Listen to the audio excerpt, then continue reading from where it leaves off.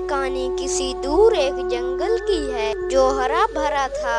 वहाँ पर खाने पीने की कोई कमी नहीं थी। पशु पक्षी आराम से रह रहे थे। सब पक्षी मिलजुल कर रहते थे। सभी मिलजुल कर भोजन की खोज में जाते थे। सब कुछ बहुत अच्छा चल रहा था। उनकी ये खुशी ज्यादा दिन नहीं रहने वाली थी, क्योंकि आज उनके जंगल में एक चील ने अपना बसेरा बना लिया था। ये जंगल तो बहुत हरा भरा है और इस जंगल में मुझे शिकार के लिए भी नहीं तरसना पड़ेगा। आज तो मैं सफर करके थकी हुई हूँ। कल जाऊंगी शिकार करने के लिए। सब पक्षी भोजन की खोज में जाएंगे। ऐसा सोचकर वो चील सो जाती है। फिर सुबह हो जाती है। दोस्तों, आज हम सब नदी की तरफ जाएंगे। मेरा तो बहुत घूमने का मन कर रहा है। ऐसी योजना बनाकर वो सब पक्षी नदी की तरफ चले जाते हैं। वो ये सब नहीं जानते थे कि आज उनके जंगल में जालिम चील आ गई थी।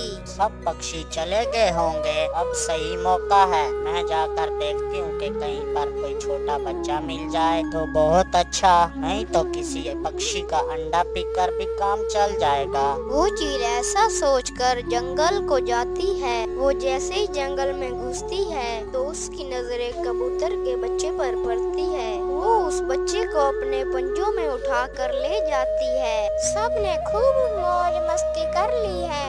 अब हमें घर वापस जाना चाहिए। हमारे बच्चे हमारा इंतजार कर रहे होंगे। कालू, मेरा तो मन ही नहीं कर रहा वापस जाने को। थोड़ी देर और रुक जाते हैं यहाँ। क्या जल्दी है? गोरी, शाम होने वाली है, साथ जाएंगे। पता नहीं मेरा आज मन क्यों घबरा रहा है। चलो अब घर ही चलते हैं। ऐसे ही सब पक्षी अपने घोंसले की तरफ लौट जाते हैं। मेरा बच्चा, हाय मेरा बच्चा, कहाँ चला गया मेरा बच्चा? वो तो उड़ भी नहीं सकता। फिर कहाँ चला गया मेरा बच्चा? वो बबली कबूतरी ऐसे रोने लग जाती है। मैं टोनी के घर जाती हूँ, क्या पता वहाँ मिल जाए मेरा बच्चा। बबली कबूतरी ये तो जानती थी कि उसका बच्चा तो अभी उड़ नहीं सकता।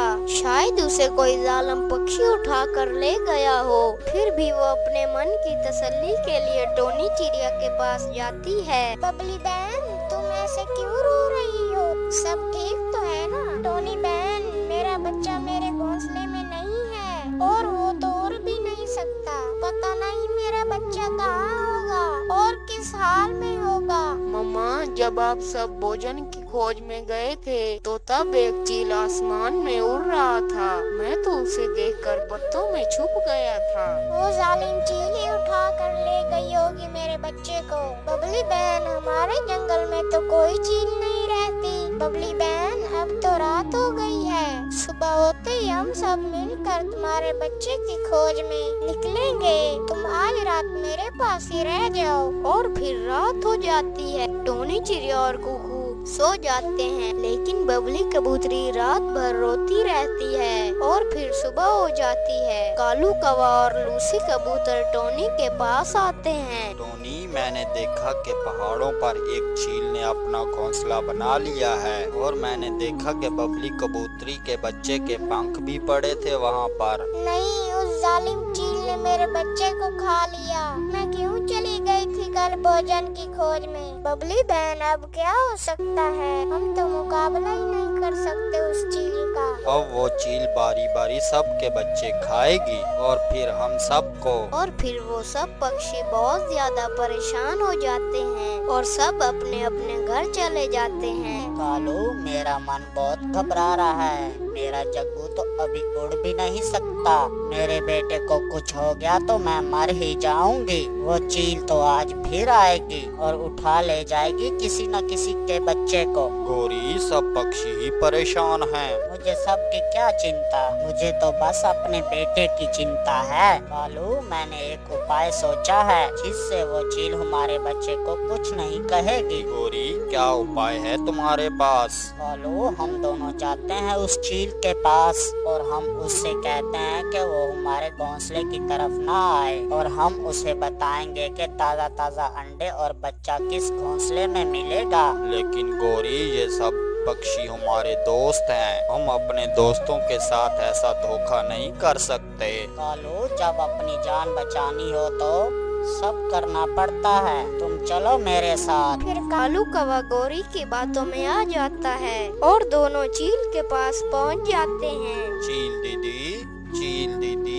आओ आओ, काले कौवे कैसे आना हुआ? चील दीदी, आपकी उड़ान ऊंची, आपकी शान ऊंची। हम काले कौवे इस काबिल तो नहीं कि आपके काम आ सकें, लेकिन फिर भी दोस्ती करने आए हैं आपसे। दोस्ती और तुमसे? ये मेरी शान के खिलाफ है। चील दीदी, हम आपको बताएंगे कि ताजे अंडे और ताजे बच्चे किस घोंसले में मिलेंगे। ऐसे हमें भी आपकी सेवा करने का मौका मिलेगा और आपको भोजन भी मिलता रहेगा। कौवे होते तो बहुत शैतान हैं। बदले में क्या चाहते हो? सीधी सीधी बात करो। चील दीदी, बस आप इतनी मेहरबानी करें, आप हमारे घोंसले की तरफ ना आएं। इसका मतलब ये कि आपका भी कोई छोटा बच्चा है? मुझे अपने बेटे से बहुत प्यार है। मैं सब करूंगी जो आप कहोगे, बस मेरे बेटे को मत खाना। देखो, मैंने कभी किसी से दोस्ती तो नहीं की है, तो अब तुम इतनी जिद कर रहे हो तो आज से मेरी और तुम्हारी दोस्ती पक्की हुई। ऐसा सुनकर कालू और गौरी बहुत खुश होते हैं। चील दीदी, अब हम चलते हैं। अगर किसी पक्षी ने हमें देख लिया तो दुशक हो जाएगा हम पर। दीदी, पहला शिकार तो टोनी के बच्चे का करना है। मैं बता दूंगी जब अच्छा मौका होगा। आप तो बस आराम करिए, बाकी का काम हमारे जिम्मे। फिर कालू और गौरी वहाँ से चले जाते हैं। दूसरे दिन कालू और गौरी टोनी चिड़िया के पास जाते हैं। टोनी बहन, आज भोजन की खोज में नहीं जाना क्या? गौरी बहन, क्या करें, मन बहुत घबरा रहा है। बबली बहन का बच्चा तो वो चील खा गया। मिट्ठू तो आज अपने घोंसले में रहेगा अपने बच्चे के साथ। मैं बस लूसी कबूतर का इंतजार कर रही हूँ, वो आएगा तब जाऊंगी नदी की तरफ। टोनी बहन, भोजन की खोज में तो निकलना ही पड़ेगा। मैं भी अपने बच्चे के पास रहूंगी। मेरा भोजन तो कालू ले आएगा और मैं अपने बच्चे की रक्षा करूंगी और तुम्हारे बच्चे पर भी नजर रख लूंगी।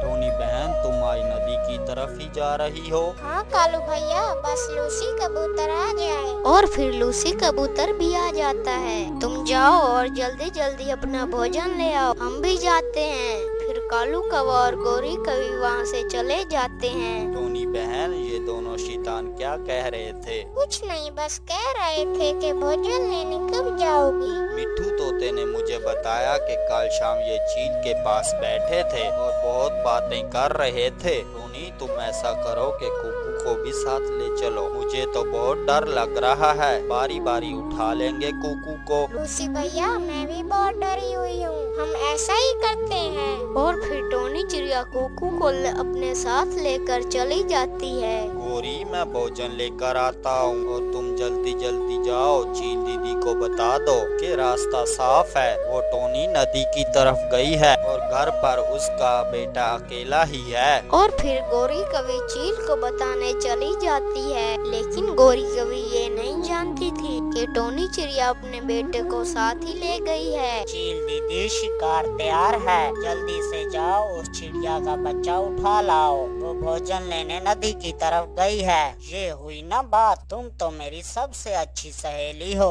और फिर चील टोनी चिड़िया के घोंसले की तरफ चली जाती है। मुझे भी भूख बहुत लग रही है, मैं थोड़ा फल खा लेती हूँ कहीं ढूंढ कर। अब मेरी सहेली मेरे